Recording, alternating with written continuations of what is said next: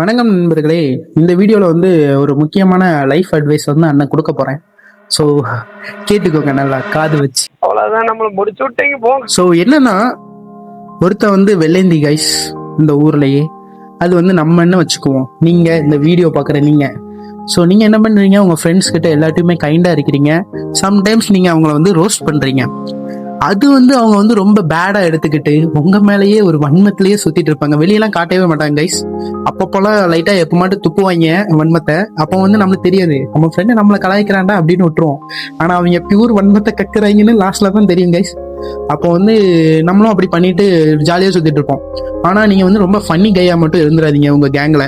ஏன்னா ஃபன்னி கையா இருக்கிறதுனாலதான் அவங்க வந்து நம்ம மேல இஷ்டத்துக்கு வன்மத்தை கொட்டுறது. அவன் அப்படி பண்றான் இப்படி பண்றான், ஜாலியா இருக்கான், அவனுக்கு என்ன, அவனுக்கெல்லாம் இதெல்லாம் வலிக்காதுடா, அடிச்சு விடுங்கடா, அவனை முதுல குத்துங்கடா அப்படின்னு பண்ணுவாங்க. அந்த மாதிரிலாம் நிறைய வாங்கியிருக்கேன். ஸோ நான் என்ன சொல்றேன்னா, யாரையுமே பிளைண்டா நம்பாதீங்க கைஸ். நீங்க பிளைண்டா இத்தனை வருஷம் நானும் அவனும் ஃப்ரெண்டரா, என்னை பத்தி அவன் அப்படி கிடையவே கிடையாது கைஸ். அவன் தான் உங்களுக்கு மெயின் எதிரியாகவே வருவான். ஸோ என்ன சொல்றேன்னா, யாரையுமே பிளைண்டா நம்பாதீங்க கைஸ். நீங்க உண்டு, நீங்க உலகம் உண்டுன்னு இருங்க. யாரையாட்டு கலாச்சிங்கன்னா அந்த இடத்துல மன்னிப்பு கேட்டுருங்க கைஸ். இல்லைன்னா பின்னால வந்து நம்மளை வந்து கட்டப்பாவோட பெரிய வாழை வச்சு குத்துவாங்க, தாங்க முடியாது.